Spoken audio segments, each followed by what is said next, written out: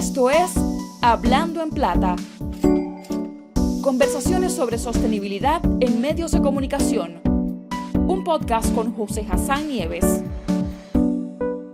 Hola, bienvenidas y bienvenidos a una nueva edición de estas conversaciones con líderes, periodistas en el exilio de Latinoamérica, en las que nos concentramos en hablar de estrategias de sostenibilidad. Hablando en Plata, este video podcast producido con el acompañamiento del International Center for Journalists y también con la participación de destacados colegas de la región.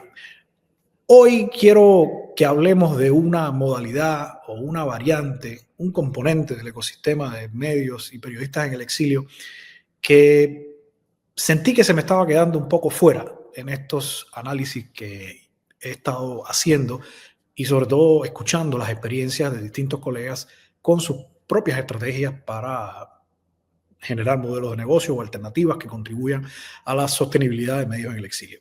Se trata de los periodistas freelance, porque si bien los medios y las organizaciones que hemos pasado al exilio hemos ganado más relevancia en los últimos tiempos, sobre todo era un asunto hasta hace muy poco tiempo de periodistas individuales los que iban al exilio, y el reto era cómo estos periodistas individuales continuaban haciendo periodismo. Ese reto se complejizó cuando han sido ahora redacciones completas las que marchamos al exilio, pero sigue habiendo y sigue siendo mayoría en el ecosistema los periodistas individuales y las periodistas individuales que tratan de seguir haciendo periodismo para su país, incluso cuando no son staff directo de un medio de comunicación. Para hablar de cómo las y los periodistas exiliados freelance sobreviven y generan estrategias innovadoras de sostenibilidad para hacer su trabajo y seguir impactando a sus comunidades, enfoco entonces este capítulo de Hablando en Plata. Tengo una dicha tremenda de contar con una invitada especial para esta conversación sobre estrategias de sostenibilidad de periodistas freelance en el exilio. Se trata de una colega venezolana, Clavel Rangel, que como yo está basada acá en los Estados Unidos y que ha accedido muy generosamente a conversar conmigo en este día. Bienvenida, Clavel. Gracias, José. Un placer estar aquí. El placer es mío y permíteme, yo voy a hacerte un poco una descripción biográfica de tu biografía, pero por supuesto quiero escuchar también tu matiz de esto, que usualmente son estas síntesis biográficas que compartimos, ¿no? Para que nos conozcan. Clavel, estás basada acá en Miami, pero tú eres originalmente de el Amazonas, ¿no? O la zona de Amazonas de Venezuela, el río Orinoco, si no me equivoco, ¿verdad? Del estado Bolívar, en la Amazonía venezolana, sí. Y como tal, fuiste cofundadora de la red de periodistas de la Amazonía venezolana. Te has dedicado sobre todo al periodismo de investigación, he leído algunas investigaciones tuyas, pero has sido editora en un medio latino en Washington, D.C., pero también fuiste editora en jefe del muy conocido newsletter Soy Arepita. Además, entonces, has trabajado en los últimos tiempos como freelance y se te ha podido leer con investigaciones que han salido en medios internacionales como The Guardian, Univision, Armando.info y el Correo del Caroní, que es el medio de tu región natal, ¿no? Sí. Y uno de los elementos más interesantes, bueno, ha sido Fellow del Resilience Fund en 2020, también de la Iniciativa Global contra el Crimen Organizado Transnacional, y también ha sido Fellow, y corrígeme aquí si estoy correcto, de Chauncey Bailey Journalists of Color Investigative Reporting Fellow. Además, te uniste a la red de periodistas climáticos de Oxford y, bueno, tu formación empezó en la muy conocida Universidad Venezolana Andrés Bello, la Universidad Católica Andrés Bello de Venezuela. Vaya recorrido, ¿verdad? Sí. Este elemento, Clavel, de los fellows, ¿estás todavía trabajando en alguno de estos fellowships? Sí, ahora mismo estoy terminando este programa de IREAD, de Investigative Reporters and Editors, que básicamente ha consistido en un año de producción de un reportaje de investigación, y estamos trabajando el tema de la migración forzada venezolana de quienes cruzaron el Darién y los niños y su asimilación en las escuelas públicas de Chicago y Nueva York. y también estoy terminando un fellowship con Climate, eh, con Solutions Journalism, con la red de periodistas climáticos de Solution Journalism. ¿Qué te parecen estos fellowships? ¿Son oportunidades reales para poder seguir haciendo periodismo una vez que ya uno ha marchado al exilio? ¿Era algo que lo venías haciendo desde Venezuela y fue un camino de continuidad que encontraste una vez que saliste de Venezuela? Sí, la verdad sí. Digamos, no fue planificado, pero sí fue como un conocimiento, como una experiencia previa que me ayudó a sostenerme en Venezuela, no solo a mí, sino a muchísimos periodistas venezolanos que una vez se empiezan a cerrar las oportunidades porque no había papel periódico, por la censura en el acceso a Internet o por las limitaciones económicas de ejercer el periodismo en Venezuela, algunas organizaciones comenzaron a ayudar a darle sostenibilidad a los medios venezolanos, pero también a periodistas.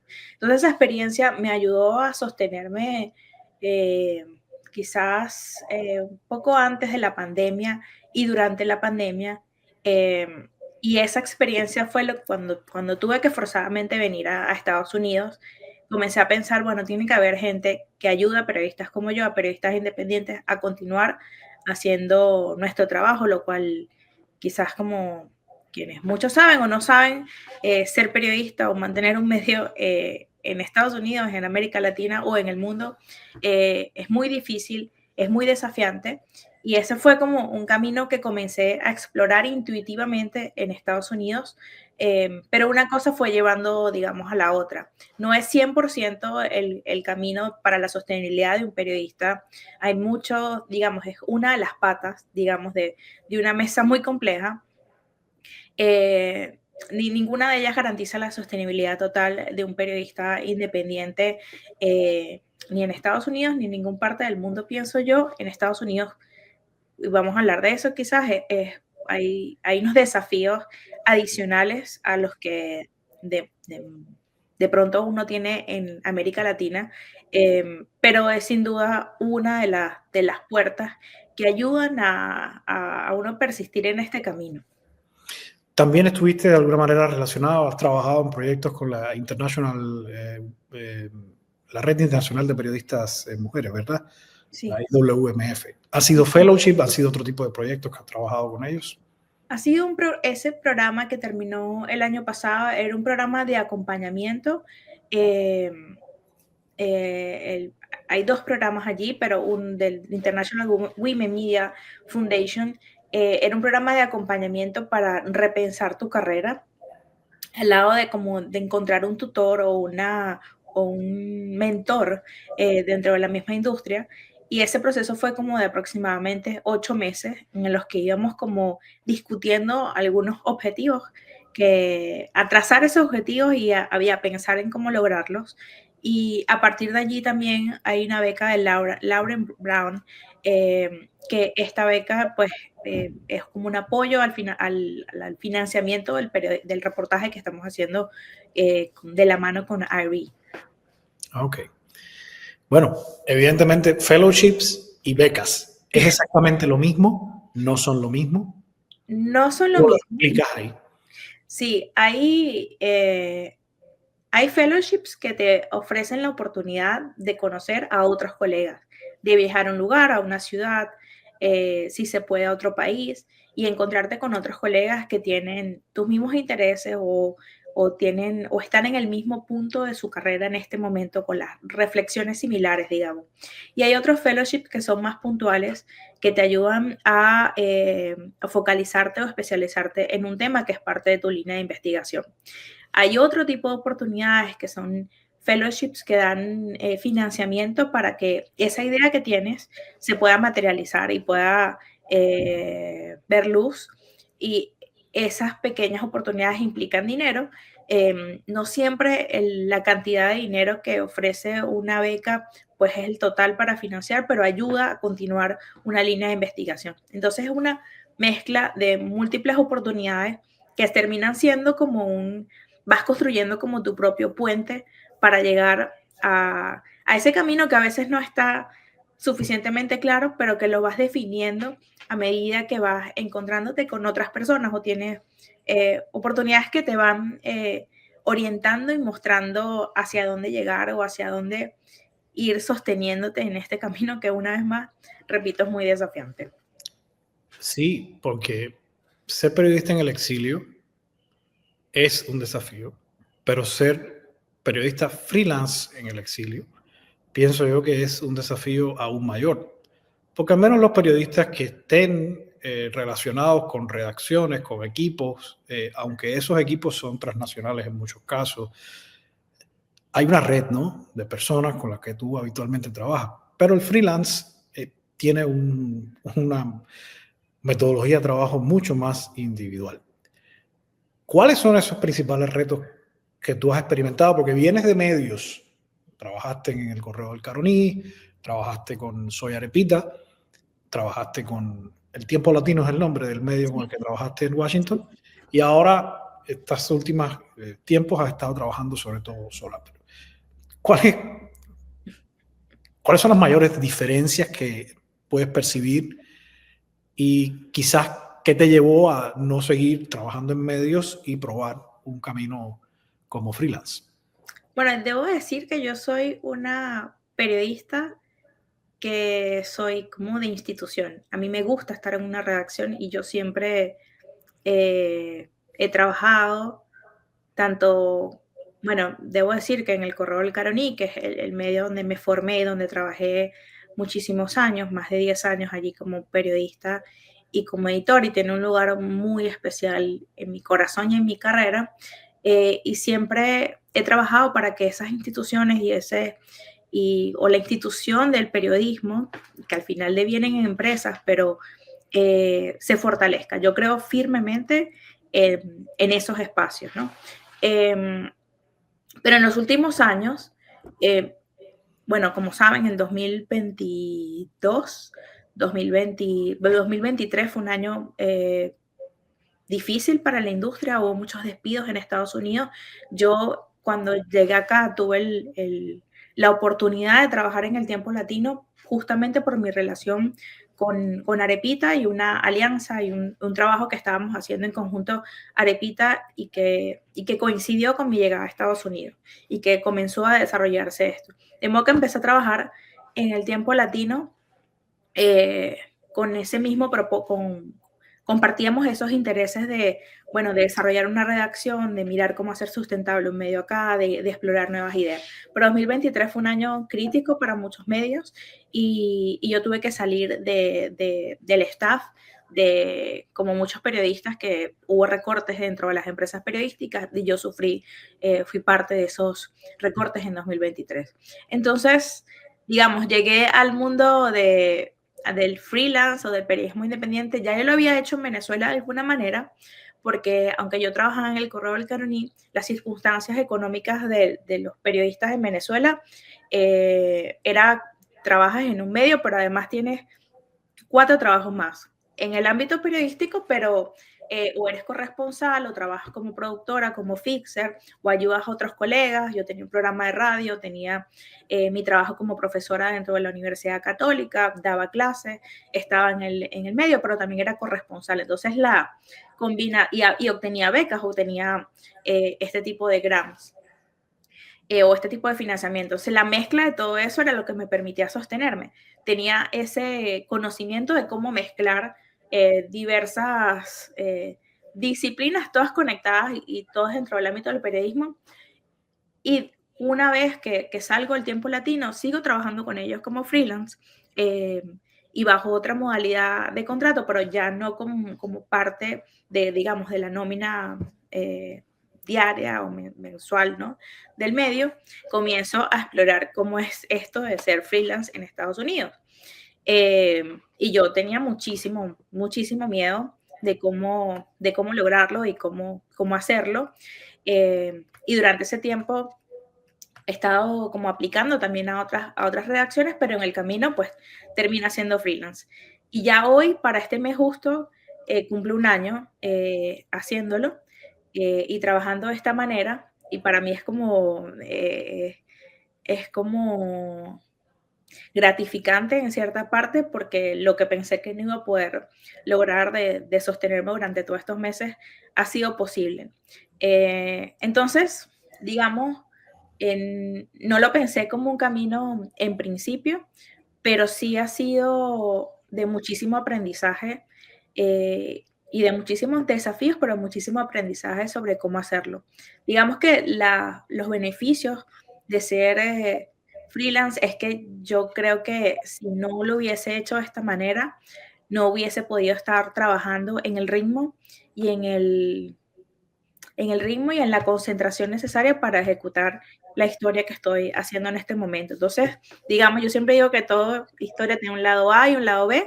El lado A es esa disponibilidad de tiempo, de organizar tu tiempo en función de tus propios objetivos, que a veces no coinciden con lo de las empresas o el ritmo de dedicación no es necesariamente el mismo porque tienes menos tiempo en el que dividir. Y el lado B es que, bueno, es un camino áspero en el sentido bueno, del estrés de no tener una entrada como fija, ¿no? Mensualmente, esa es digamos, es uno de los obstáculos a vencer. Mencionas que en lo positivo, la disponibilidad de tiempo, la flexibilidad para organizar tu tiempo y dedicarle tiempo a investigar más profundamente un tema como ese que estás haciendo, que ciertamente en las organizaciones periodísticas no suele haber tiempo para investigar, ¿no? De esa manera. Y por otro lado, la inseguridad y la inestabilidad financiera en que se traduce no disponer de un empleo fijo. ¿Hay otros aspectos que te gustaría señalar, que te gustaría alertar para otros colegas que sabemos y los vemos? Hay muchos colegas exiliados que algunas veces tienen que incluso salir de la industria, ¿no? e irse a trabajar a otros sectores. Conozco muchos que gustarían regresar a hacer periodismo, pero las circunstancias de los países a donde van a parar no se los permiten, y sus circunstancias personales no abandonan el sueño, pero tienen que probar otros caminos profesionales. Algunos definitivamente se reorientan, pero otros incluso regresan, ¿no? Una vez existe la posibilidad. Pero para esos que pueden estar en esas circunstancias, que les gustaría explorar quizás la vía de fellowships o microgrants para investigaciones como un mecanismo para seguir haciendo periodismo, ¿qué recomendaciones puedes hacer a partir de tu experiencia?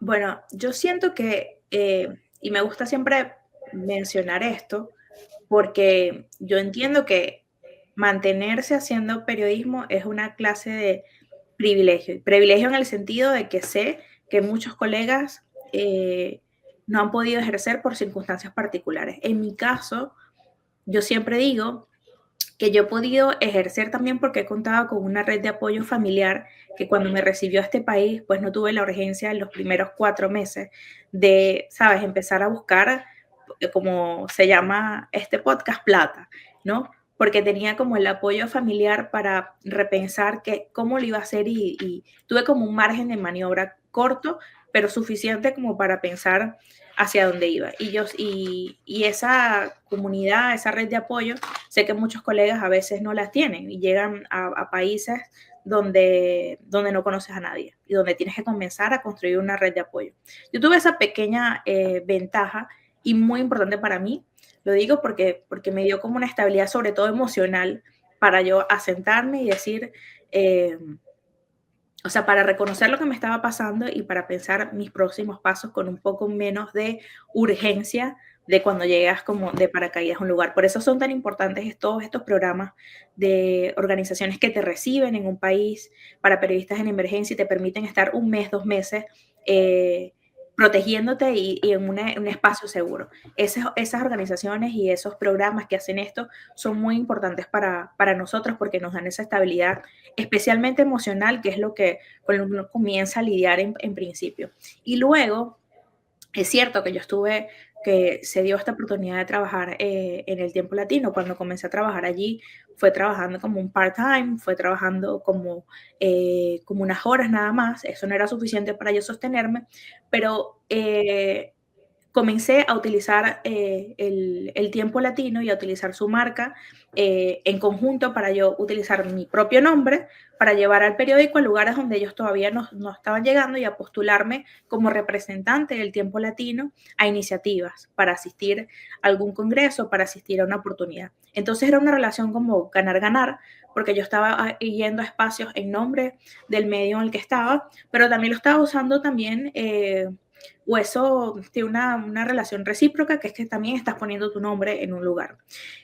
Y lo primero que sí recuerdo que hice al llegar acá fue empezar a buscar, así como existía en Venezuela, empecé a decir, bueno, ¿qué organizaciones trabajan aquí? Aquí hay un sindicato, aquí hay una organización de periodistas, ¿quiénes son esas organizaciones? Y empecé a mapearlas y empecé a ver cuáles eran los congresos que habían acá o las conferencias importantes en las que había que asistir, y empecé a marcarlas y empecé también a asociarme en cuanto pude y tuve el dinero a hacerme parte y afiliarme a organizaciones como la NAHB, la Organización Nacional de Periodistas Hispanos, a la organización se aliaba con mis intereses Investigative Reporters and Editors, empecé a pagar membresía en esas dos y empecé a entender cómo era esto, quiénes eran quienes marcaban la pauta en estas organizaciones y cuán importantes eran.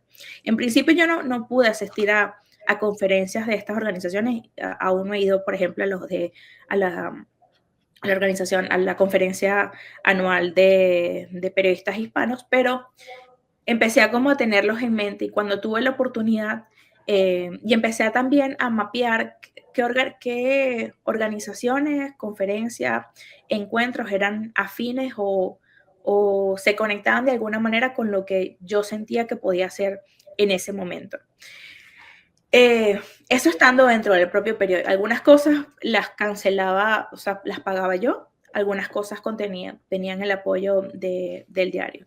Entonces, esa lista de encontrar quiénes eran estas personas, porque yo creo que al final uno comienza a buscar de qué eres parte o de qué puedes formar parte y a construir tu propia comunidad. Y en esa era mi búsqueda, digamos, en los primeros 2 años acá en Estados Unidos. ¿Dónde estaba mi comunidad de periodistas o a quiénes quería yo pertenecer?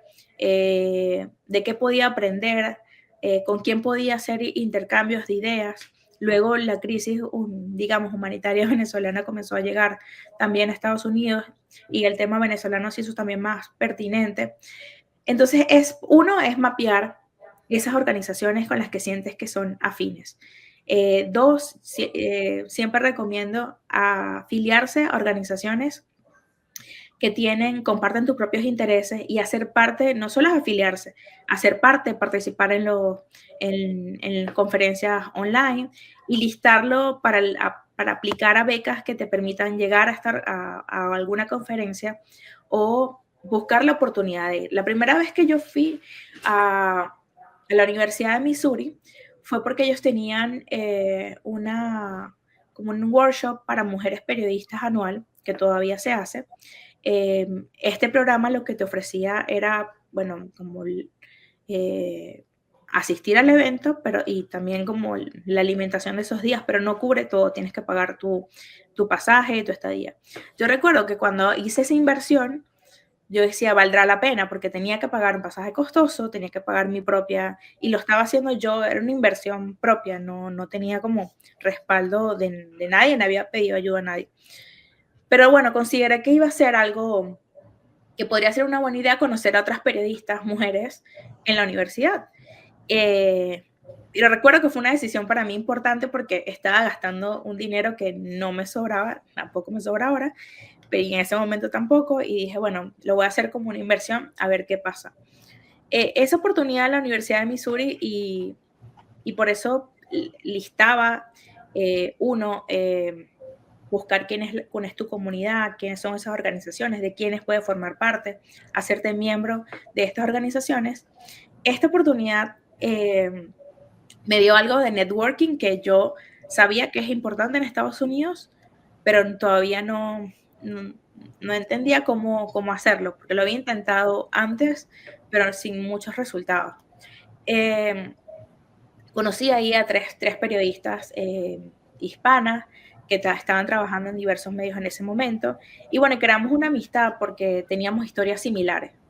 Algunos habían ido de Ecuador, otra de México y otra de Colombia, y teníamos historias similares y surgió ahí una especie de amistad. Esa amistad se me abrieron otras puertas a través de ellas, ¿no? Entonces el networking es muy importante, no es solo hacerte miembro de una organización, hay que participar activamente o lo que sea de interés para ti, y luego siento que una cosa lleva a la otra. Y tercero es tener como, yo sé que es fácil decirlo, yo aún estoy en búsqueda de esto, o esto es muy cambiante, es como un propósito o un camino o un proyecto personal que pueda ser alimentado de todas estas experiencias. Cuando yo llegué acá también a Estados Unidos, yo recuerdo que yo ni siquiera pensaba quedarme en Estados Unidos, era momentáneo. La situación migratoria como me obligó a tomar una decisión y esa decisión fue aplicar a una visa acá. Pero yo recuerdo que decía, pero ¿qué clase de periodismo puedo hacer yo en Estados Unidos si mis intereses, yo venía cubriendo la crisis humanitaria venezolana muy de cerca porque estaba en Venezuela, porque estaba en un estado minero, porque estaba en un estado fronterizo. Digamos, ser periodista venezolana en Ciudad Guayana, que es la ciudad donde crecí, donde me formé, era para mí como muy, muy importante. Yo siempre era muy defensora o orgullosa de decir que yo era periodista venezolana en Venezuela. Cuando no tuve eso, sentía como que ¿qué haré yo acá? Porque aunque la comunidad latina es diversa y es muy grande, no sentía que había algo que me inspirara suficiente como para continuar eh, ese camino. Pero luego la situación de la migración forzada venezolana a Estados Unidos empezó a empeorar, empezó a hacerse más crítica, empezamos a estar en titulares y eso me dio también un propósito acá. Entonces, digamos, sé que no es algo fácil de decir, bueno, encuentra tu propósito en otro país. En mi caso, lamentablemente, la migración forzada venezolana y la crisis humanitaria llegó a estas fronteras y de una manera, bueno, que nadie quiere, y eso me hizo como repensarme y darle propósito y encontrar como, es un proyecto que aún está en construcción, que es momentáneo. Ahora mismo la situación en Venezuela es incierta. Y bueno, uno nunca tiene como un plan muy específico, pero encontrar o a darte el tiempo para encontrar un proyecto personal que se conecte con tu país de origen, pero también en donde estás, creo que emocionalmente saludable y también estratégicamente puede ser importante para conseguir oportunidades, porque tu historia como periodista no tiene, hay un mensaje que se corre mucho entre migrantes, forzados o no, es que, bueno, estás en un país, estás comenzando de cero. Me costó mucho tiempo entender que no estaba comenzando de cero, que mi historia, que todo lo que yo había hecho en Venezuela, bueno, estaba en el saco, estaba en la maleta y que era útil. Más aún cuando somos comunicadores. Entonces, me costó mucho entender esto, que no estaba empezando de cero, que solo tenía como que masticarlo y darle otra forma. Aún estoy en eso, no es un trabajo concluido, pero tomarse el tiempo para reflexionar, ok, ¿cuál es ahora mi propósito acá? Puede dar pie para colaboraciones, para ideas, para proyectos, que una vez más, no es la garantía de sostenibilidad, pero yo siento que el emocional y al menos en el part-time que puedas dedicar a ello, pues te da propósito. Y el propósito para nosotros es muy, muy importante. ¿Tienes recomendaciones específicas de cómo lograr, o cómo al menos tú hiciste para articular tu propuesta, una propuesta de valor? ¿Qué criterios tuviste en cuenta para hacer desde tu perspectiva algo que fuera atractivo para esos espacios que finalmente terminaron dándote la oportunidad de un fellowship? Creo que podrían ser tres cosas. Uno es el timing, ¿no? Nuestros países, hispanos o no, pues de alguna manera tienen y si estamos en el exilio es por algo, ¿no? Generalmente tienen una relación con Estados Unidos o con el país en el que estás, por el que decides estar. De modo que la experiencia de alguien que ha vivido recientemente la crítica situación política, económica, ambiental, porque hay migrantes por causas climáticas, exiliados por persecución política, en la gran mayoría de nosotros, en el caso de los periodistas, es siempre atractivo para el país que te está acogiendo o por el que estás aplicando para mantenerte, ¿no? Utilizar esa historia me parece importante. Y no es un propósito frívolo, sino es que nuestra historia puede dar lecciones a países democráticos donde las democracias no están, las democracias están siempre en construcción, en fortalecimiento, nunca están 100% ganadas. Entonces nuestra historia o lo que nosotros traemos en el saco siempre puede ser interesante para universidades, para otro grupo de colegas, para espacios que trabajan sobre estos temas. Entonces uno es considerar siempre que tu historia tiene valor, tiene algo que decir. Una vez más, sé que no, es un trabajo que toma un poco de tiempo y que el que uno tiene que dedicar también tiempo a construir cuál es mi historia o a preguntarse uno, ¿cuál es mi historia? Ese es uno. Luego conectarlo con algo que es algo que nosotros como periodistas sabemos o deberíamos saber hacer, que es conectarlo con el timing político, económico, de qué es lo que conecta a ambos países. En el caso venezolano, en mi experiencia fue, bueno, ya estoy acá. Para muchos periodistas exiliados no es fácil hablar sobre la situación en el exilio. A veces pasa algunos meses desapercibido porque sientes culpa y no quieres reconocer que de pronto no puedes regresar y no hablas de ello durante un año, ni siquiera es público. Me pasó a mí y sé que le pasa a muchos colegas porque no sientes duelo, sientes culpa, pero después de la culpa también sientes un poco de duelo cuando internalizas que de pronto no puedes regresar de inmediato. Entonces el timing de encontrar, una vez sanado, es un proceso emocional, pero una vez que encuentras esto, pues encontrar un tema que sea atractivo para ambas, que explique la situación de tu país de origen, pero también que ayude a entender cuáles son las conexiones que unen con el país que te está recibiendo, en mi caso Estados Unidos. Y tercero, el networking es importante. Y esa a veces no es ir a la conferencia o conocer gente, pero es estar presente. Yo soy una persona que siempre ha estado participando en redes de periodistas o en el sindicato, o sea, activa en organizaciones. Entonces también buscaba acá como, bueno, ¿en qué yo puedo ser útil? O sea, puedo agrupar a otros periodistas, puedo ofrecerme como voluntaria para algo. Hoy día soy parte del board de IRI como voluntaria, porque siento que es una manera de retribuir, bueno, la oportunidad que ellos me dieron. Entonces también ofrecerte como voluntaria en cosas en donde puedes dedicar un par de horas y eso te va a ayudar también a conocer a otros colegas.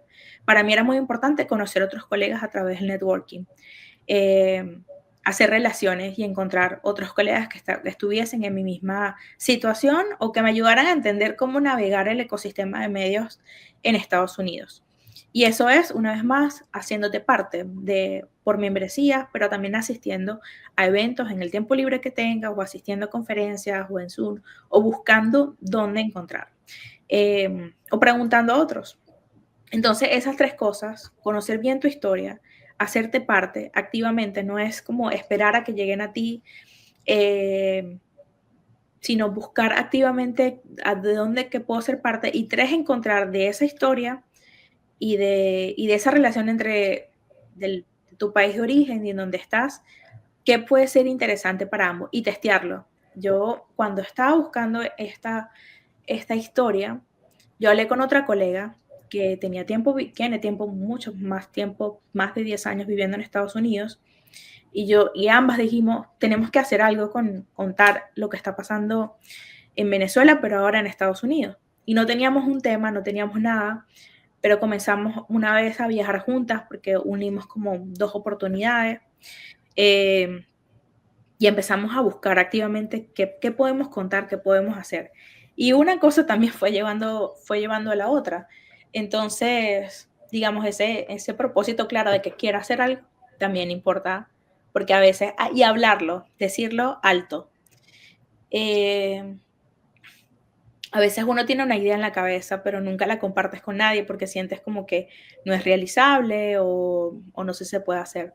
Pero yo siento que solo socializarla, comentarla, alguna vez yo quisiera hacer esto, o alguna vez yo quisiera escribir sobre esto, o producir esto, o hacer esta organización, comentarla, a mí me parece siempre útil porque alguien va a recordar que alguna vez tú le comentaste, y cuando esta persona tenga una oportunidad similar, quizás va a tener tu nombre en mente porque sabe que tú quieres hacer algo similar. Entonces siempre comentarlo a personas que creas que pueden ser de tu confianza, o hablarlo alto, ayuda también. ¿Has probado ese mecanismo, vender contenido específico a medios establecidos? Ese todavía no ha sido un mecanismo de ingresos. Como publicar y ser pagado por ello, ¿no? Sí, pero como obra específica, en lugar de ser staff, ser un freelance que vende un texto, una historia. Estaba trabajando en ello.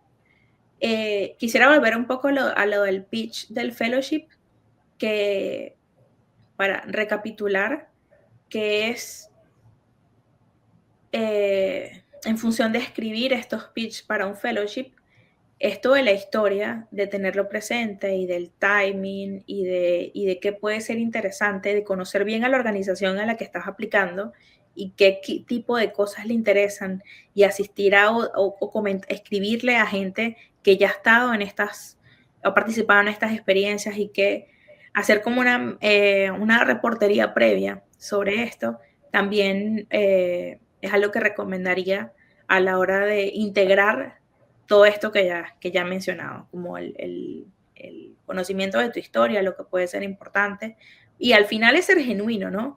Realmente por qué quiero y por qué estoy haciendo esto, y qué me va a servir esto en el futuro, es muy importante. Sobre publicar para medios como freelance, no ha sido tan fácil, pero es algo en lo que estoy trabajando. Sí he publicado en El Tiempo Latino y he publicado ahora en una revista que se llama Chicago Health en Chicago, justamente porque conocí a la editora y comenzamos a desarrollar una relación, y bueno, publico con ellos. Ya he publicado 2 o 3 textos con ellos, pero es una relación que es justo parte del networking, de habernos conocido en persona. Y una vez más, es muy importante el conocerse en persona, ¿no? Y tercero, es que una barrera que tenemos nosotros los hispanos es el idioma. Entonces, para mí no ha sido fácil porque cuando llegué acá, en principio, no me creía capaz de hacer una entrevista en inglés, ni de sostener una conversación 1 hora en inglés. Me creía capaz de comunicarme y resolver cosas puntuales, pero no había estado nunca sometida tanto tiempo a hablar en otro idioma. De modo que esa fue mi primera barrera a superar, y en el que trabajé como, bueno, los últimos 2 años. Hoy día me siento capaz, o soy capaz, de hablar en inglés, de sostener conversaciones y de hacer entrevistas incluso en inglés. Y he estado trabajando en los últimos 6 meses, justo como parte de mis objetivos con el International Women Media Foundation. Una de las cosas que me tracé fue: quiero empezar a publicar en inglés. Ya tengo un suficiente trabajo publicado, toda mi carrera ha sido publicada en español, y siento que en un país como Estados Unidos, lo que te puede abrir más puertas y lo que te puede dar más estabilidad profesional es escribir en inglés, o la capacidad de escribir en español y en inglés. Entonces estoy trabajando justo en eso, y ya lo he comenzado a hacer con esta revista en inglés y con otras organizaciones o medios venezolanos que publican en inglés, como Caracas Chronicles, he estado publicando allí en inglés. Entonces ese es uno como de una de las cosas que como que me di cuenta el año pasado y dije, porque había aplicado trabajo y me decían, nos gusta tu perfil, pero escribes en inglés, y cuando tú no te sientes, una cosa es que no lo hagas bien o que quizás no eres 100% competente en esa habilidad, pero otra es cuando no tienes la confianza, ¿no? Porque capaz no lo haces tan bien, pero si tienes la confianza, pues te arriesgas a muchas más cosas. Entonces he estado trabajando como en la confianza para decir que sí a ese tipo de oportunidades. Entonces, esa es una barrera para nosotros los hispanos, para los periodistas exiliados en el hispano, es el idioma, que para muchos es quizás diría hasta la principal barrera, ¿no? El idioma, porque los espacios en español en Estados Unidos no son tantísimos, y cuando encuentras oportunidades de empleo como periodista bilingüe es porque quieres que tú puedas hacer entrevistas en español, pero al final que escribas en inglés, porque la audiencia de estos medios es en inglés. Entonces, ese ha sido como otro de los desafíos de poder hacerlo. Entonces, he podido publicar en esto y sigo trabajando para poder publicar ya en otros medios en inglés, más que en español, donde el espacio es muchísimo más reducido. Un punto que tocaste en esta conversación, es la última pregunta que tengo, mucho fue el componente emocional de esta trayectoria, ¿no? Este camino emocional de reconocerse exiliado, de superar la vergüenza, el pesar de quien dejas atrás, sentido de culpa, luego superar el duelo del exilio y ahora también superar el síndrome del impostor, de no estar o creerte que no mereces estar en el lugar donde estás, ¿no? Hay mucho de resiliencia psicológica y psíquica en el camino de un periodista en el exilio. De un periodista freelance en el exilio como tú, algo más que te parezca importante para, si puedes hacer el ejercicio de mirar adelante y decir, bueno, ¿qué he aprendido que me ayude a mantenerme en este ejercicio? Si es que lo estás pensando, también es válido y legítimo decir, mira, ya no voy a seguir haciendo periodismo, pero investigación y me voy a dedicar a otra cosa. Eso también es muy válido. Pero si acaso estás decidiendo continuar en el camino, habiendo aprendido estas lecciones que entiendo has aprendido y con toda la experiencia acumulada que tienes aplicando a fellowships o a pequeñas oportunidades para conseguir financiamiento para una investigación, un trabajo periodístico, o incluso vender eventualmente algún contenido puntual a otros medios, que son distintas formas en que un periodista freelance en el exilio se sostiene. ¿Tienes otras recomendaciones de qué garantizaría o qué podría ayudarte a seguir haciendo periodismo en estas condiciones? Bueno, sería injusto decir que, digamos, como por sí solo un periodista independiente, freelance, exiliado, que enfrenta una persecución política, legal o humanitaria en otro país, puede hacerlo totalmente solo. Como les he dicho, ha sido las oportunidades de organización. Entonces, esta recomendación en parte también está orientada a quienes sostienen organizaciones que abren estos espacios para periodistas como yo.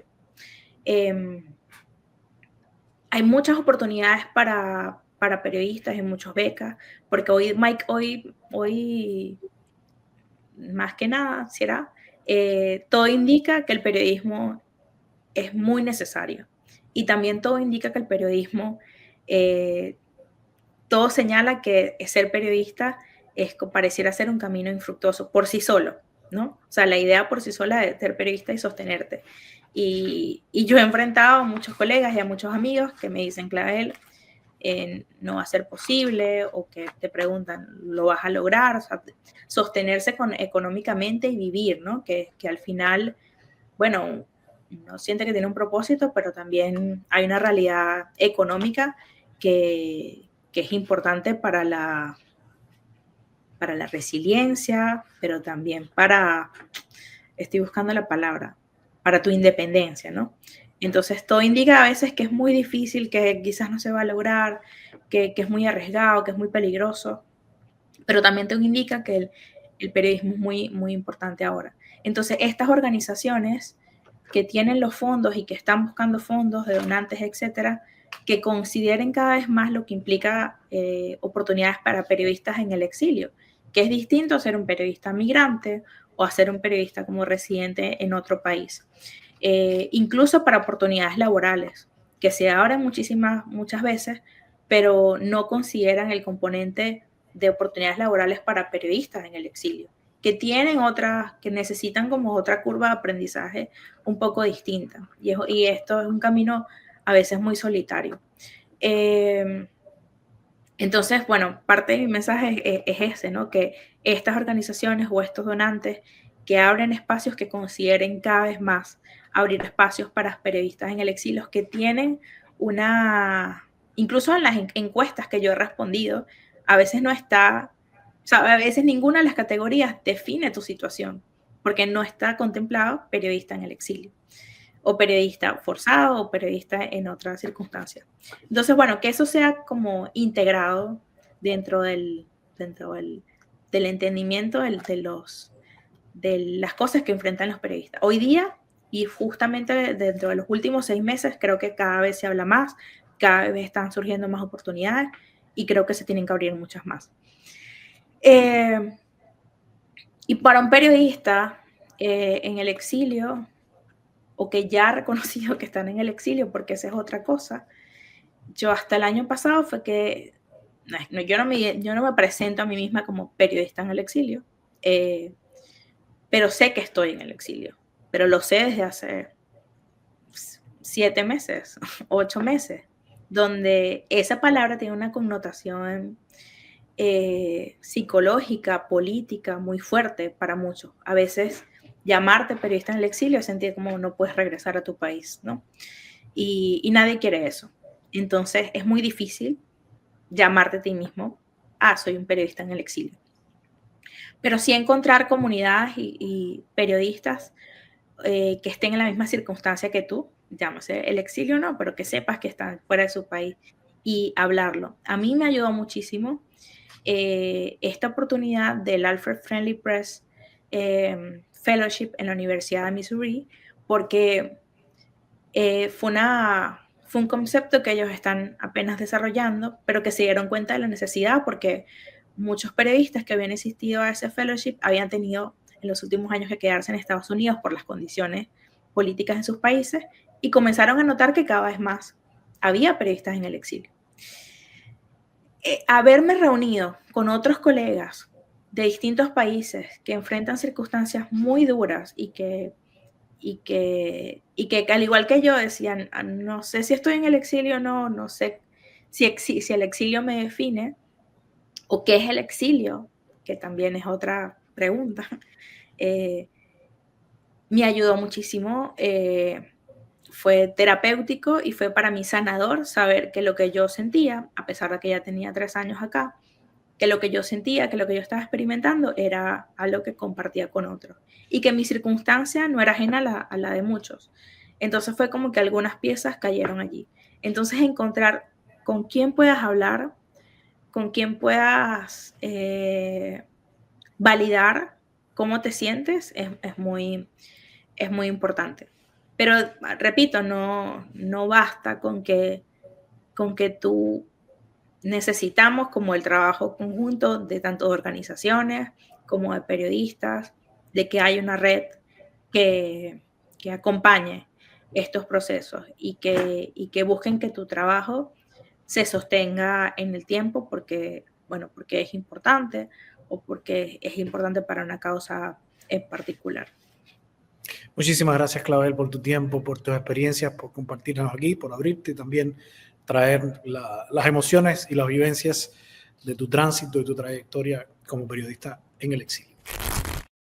Yo les agradezco a todas y todos los que nos han acompañado en esta nueva edición, este nuevo episodio de Hablando en Plata, conversaciones sobre sostenibilidad de medios y periodistas en el exilio.